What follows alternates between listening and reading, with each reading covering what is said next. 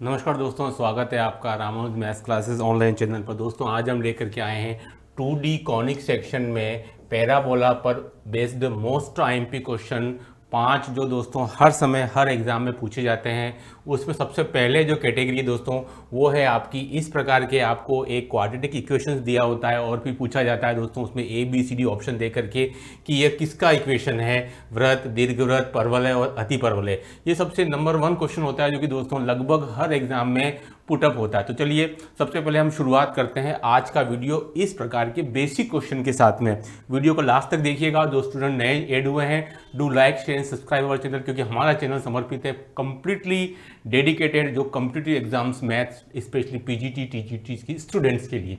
चलिए दोस्तों देखिए, अभी हमारा जो पहला इक्वेशन है x² - y² प्लस 2xy - 5 = 0। दोस्तों इसको आप केवल मात्र एक बार ऑब्जर्व करके अवलोकन से कैसे बता सकते हैं कि एक परवलय है। दोस्तों मैं आपको बता देता हूं कुछ कंडीशंस हैं परवलय की आपके पास में। पहला कि यह दो चरों में द्विघातीय समीकरण होना चाहिए। दो चरों में द्विघातीय समीकरण है, नंबर 1। ये कंडीशंस हैं। नंबर 2, इसमें द्विघात के सभी पद मिलकर पूर्ण वर्ग बनाते हैं, एक होल स्क्वायर बनाते हैं, पूर्ण वर्ग बनाते हैं। ठीक है दोस्तों, ये इसकी नंबर 2 कंडीशन है। मात्र अवकलन एक ऑब्जर्व करके एक अवलोकन से आप पता लगा सकते हैं। और तीसरा क्या है कि भाई इसका जो इक्वेशन है इसमें कम से कम एटलीस्ट 1, इसमें कम से कम एक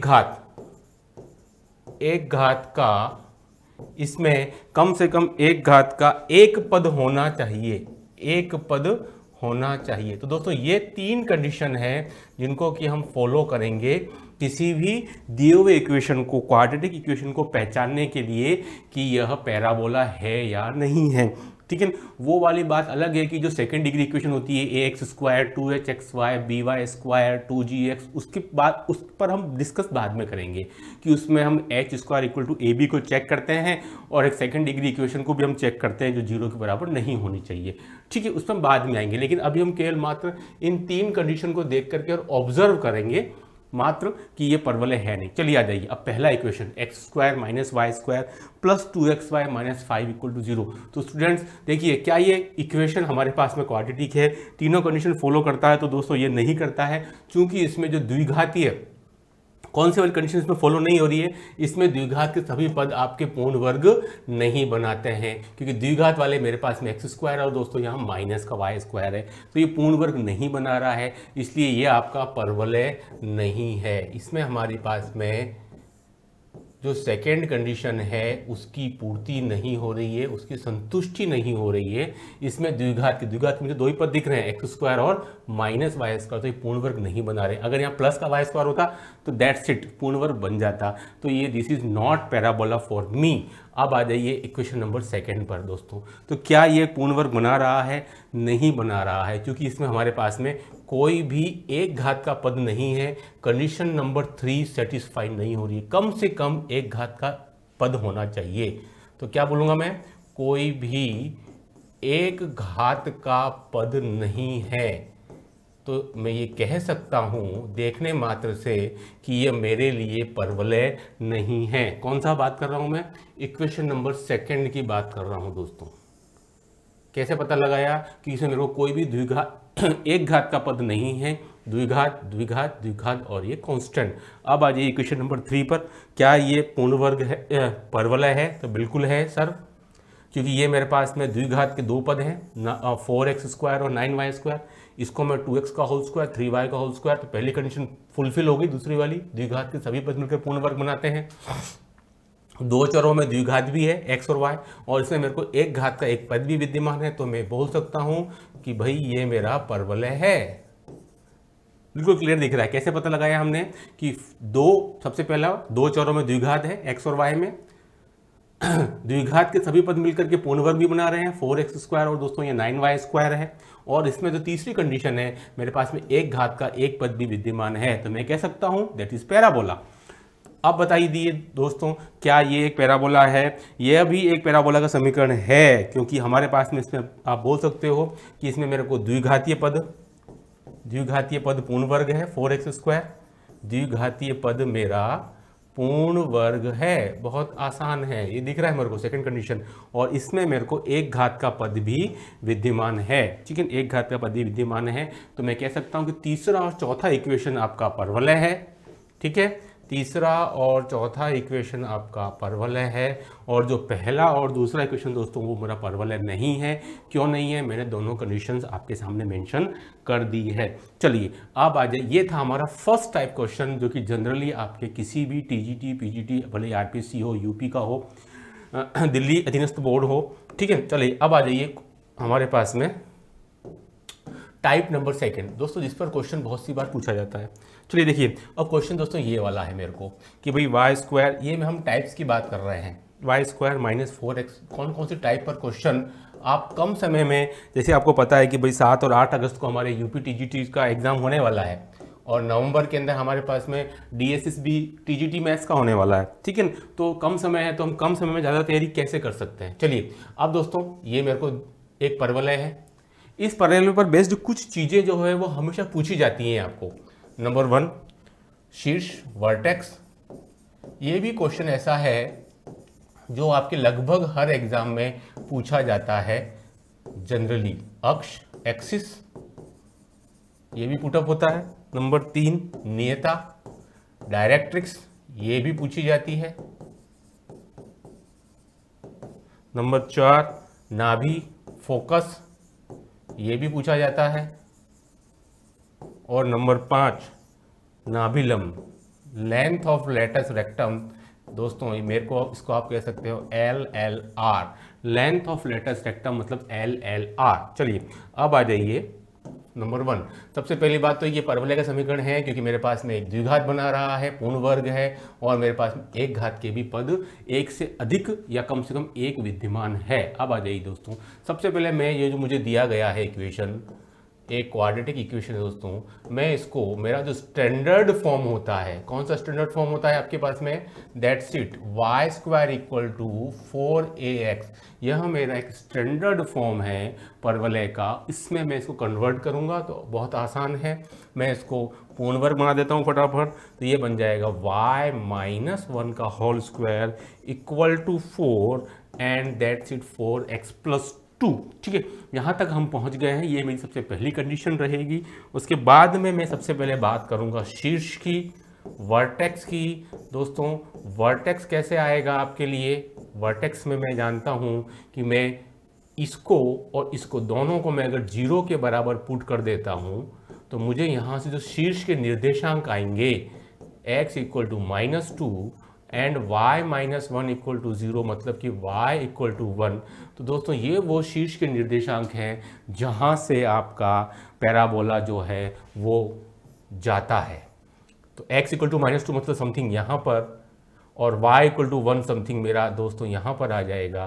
तो यहाँ से आपके पास में जो पैराबोला है वो आपका इस टाइप से, ये, ठीक है, ये इसका पैराबोला का शेप बन जाएगा और x = -2 और y = 1 से दोस्तों ये इस प्रकार से जाएगा, ठीक है। तो ये मेरा वर्टेक्स आ गया है जो कि शिफ्ट हो गया है, ठीक है। नंबर 2 की बात करेंगे अब हम। शीर्ष के बाद आती है आपकी अक्ष। तो एक्सिस कितना है आपके पास में, ठीक है। देखिए एक्सिस कैसे निकालेंगे आप? तो एक्सिस के लिए दोस्तों आप y - 1 का होल स्क्वायर को आप 0, y - 1 को 0 के बाद पुट कर देंगे और यहाँ से हमारे पास में जो एक्सिस है वो नंबर 3 भी निकल जाएगा, दैट इज y = 1। अब आ जाइए नंबर 3 पर नियता डायरेक्ट। दोस्तों ये सबसे ज़्यादा टाइम पूछी जाती है नियता एग्जाम के अंदर, इस टाइप के, क्योंकि ये तो पता है कि आपको मैंने 5 आपको ये दिए हैं निकालने के लिए, 5 तो कभी एग्जाम में नहीं आएंगे, ज़्यादा से ज़्यादा 1 या 2 ही पूछा जाता है, कि 5 निकालने में काफ़ी समय कंज्यूम हो जाएगा। देखिए नेता दोस्तों, अब मैं जानता हूँ कि जो स्टैंडर्ड फॉर्म है y² = 4x, इसकी नेता की बात करूँगा तो ये होती है x + a = 0। लेकिन यहाँ आप x नहीं रख सकते दोस्तों, क्योंकि हमारा जो ओरिजिन है वो शिफ्ट हो गया है, x की जगह पर x + 2 बोल रहा है अब ये। तो दोस्तों मैं x की जगह पर x + 2, यहाँ आपको बहुत ध्यान रखना है। कई स्टूडेंट इस चीज़ को ध्यान नहीं रखते हैं और x की जगह x ही रख देते हैं, तो वो क्वेश्चन आपका गलत हो जाएगा। देखिए अब बात आती है a की, तो उसको मैं स्टैंडर्ड फॉर्म से कंपेयर करूंगा दोस्तों, तो मेरा a कितना, what is a? a is 1, ठीक है। तो दोस्तों मेरे पास में जो डायरेक्ट इसकी जो वैल्यू है दैट इज x + 3 = 0, इसीलिए इसकी इंपॉर्टेंस थोड़ी बड़ी आती है डायरेक्टिक्स की, क्योंकि इसमें निकालने में स्टूडेंट्स अक्सर गलतियां छोटी छोटी कर जाते हैं और इजी क्वेश्चन है वो उनके लिए थोड़ा मुश्किल बन जाता है, ठीक है। अब देखिए हमारे पास क्वेश्चन नंबर इसका जो था वो 4 नंबर में दोस्तों हमारे पास में क्या था, हमको निकालना था ऐसे नाभि, ठीक है दोस्तों।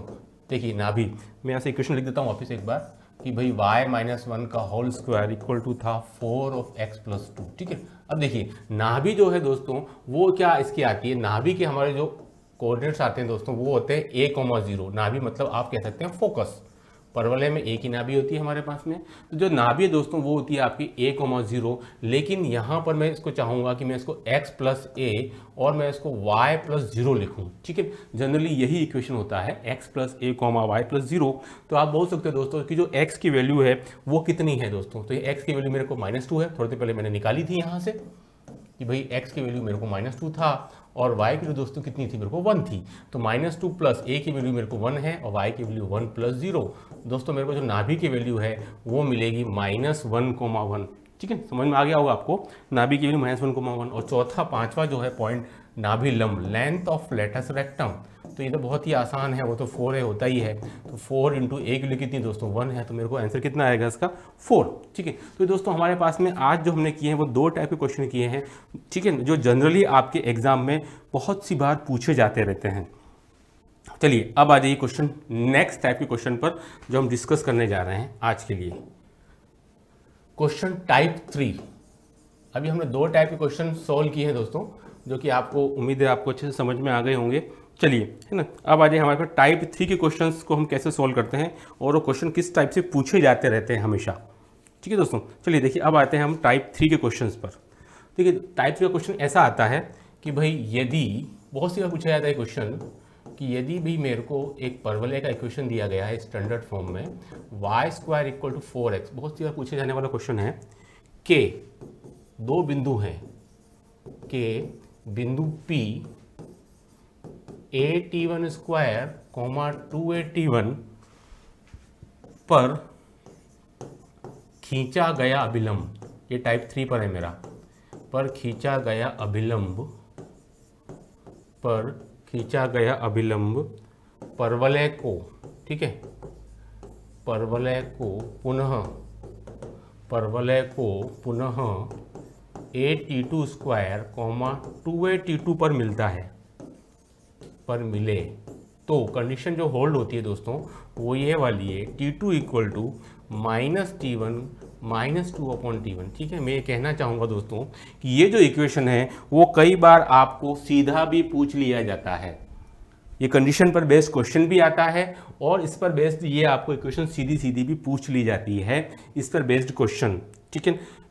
तो देखिए इसको क्वेश्चन कैसे आएगा वो हम थोड़ा डिस्कस कर लेते हैं। इससे बेस्ड क्वेश्चन है कि भाई क्वेश्चन में लिख देता हूँ कि परवलय y² = 8x के बिंदु 2,4 पर खींचा गया अभिलंब परवलय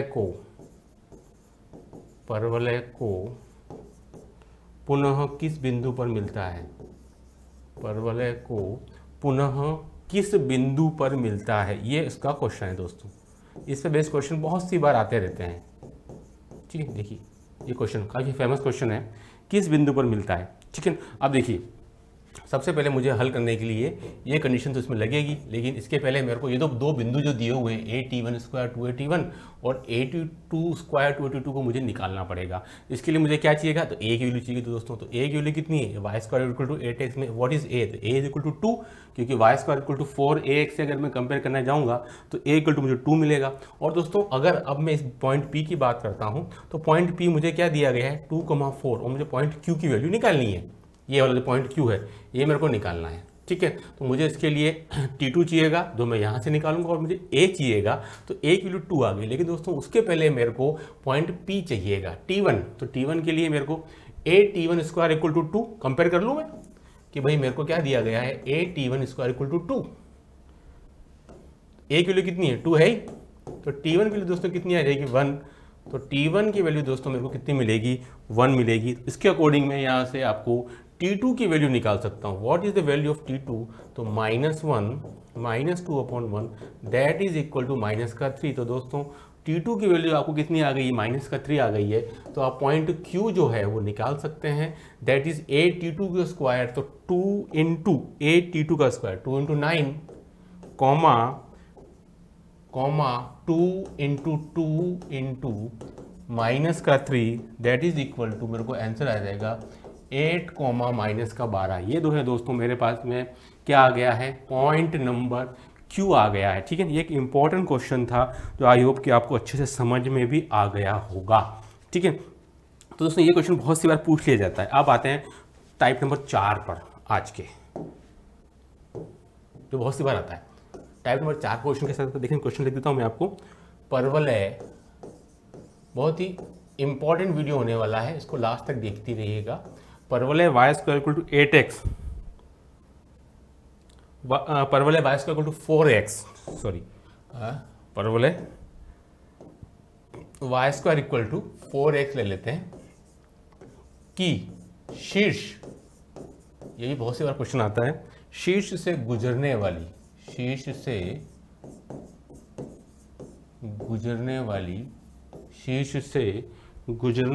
जीवाओं के मध्य बिंदु का बिंदुपथ ज्ञात कीजिए। ये भी इंपॉर्टेंट पॉइंट है, क्वेश्चन है, बिंदुपथ ज्ञात करें, ठीक है। देखिए क्वेश्चन क्या है, परवलय वाई स्क्वायर टू 4x के शीर्ष से जाने वाली जो कोई जीवाएं हैं वो उसके मध्य बिंदु का बिंदुपथ ज्ञात कीजिए, ठीक है। सबसे पहले इसके सॉल्यूशन के लिए दोस्तों हम क्या करेंगे कि भाई माना कि एज्यूम करते हैं, माना कि शीर्ष से गुजरने वाली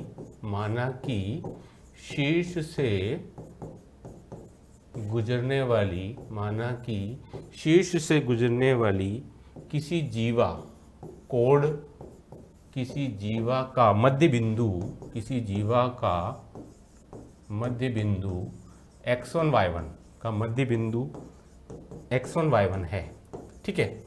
तब जीवा का समीकरण, इक्वेशन ऑफ कोड, तब जीवा का समीकरण के लिए दोस्तों हम क्या लगाते हैं, equation t equal to S1, ये तो आप जानते ही हैं, ठीक है। तो t इक्वल टू S1, तो दोस्तों t कितना हो जाएगा हमारे पास में, इसके लिए ये हो जाएगा y1 minus 2a x plus x1 और इक्वल टू S1 की वैल्यू क्या आती है, ये पॉइंट इस पर लाई करते हैं, y1 square minus 4a x1, ठीक है। यहाँ तक मैंने इसको लिख दिया। अब यह कहाँ से पास थ्रू होती है, शीर्ष मतलब 0 0 से गुजरती है, ठीक है। ये इंपॉर्टेंट लाइन है, इसमें यह 0 0 से गुजरती है, अतः इसलिए मैं दोस्तों जहाँ जहाँ भी x है वहाँ 0 रखूँगा, x1 नहीं, जहाँ जहाँ भी x है वहाँ 0, और जहाँ जहाँ भी y है वो भी 0 रखूँगा, तो 0 माइनस 2a x1 और इक्वल टू y1 का स्क्वायर माइनस का 4a x1। दोस्तों मुझे क्या मिल जाएगा, y1 का square equal to 2a x1, इसका जो लोकस होगा दोस्तों बिंदुपथ, वो मुझे आ जाएगा y square equal to 2ax। तो देखिए दोस्तों ये भी एक बहुत ही इंपॉर्टेंट क्वेश्चन है जो बहुत सी बार एग्जाम में पूछा जाता रहता है, तो इस टाइप का भी आप ध्यान रखिएगा। तो दोस्तों आज की वीडियो में इतना ही। आई होप कि आपको ये मैंने 4 टाइप बताए वो इम्पोर्टेंट हैं और अच्छे लगे होंगे। आपके कमेंट्स का इंतजार रहेगा, और आगे भी आपको इसी प्रकार की इंपॉर्टेंट वीडियोस में इलिप्स पर और हाइपरबोला पर डालता रहूँगा। ओके, धन्यवाद।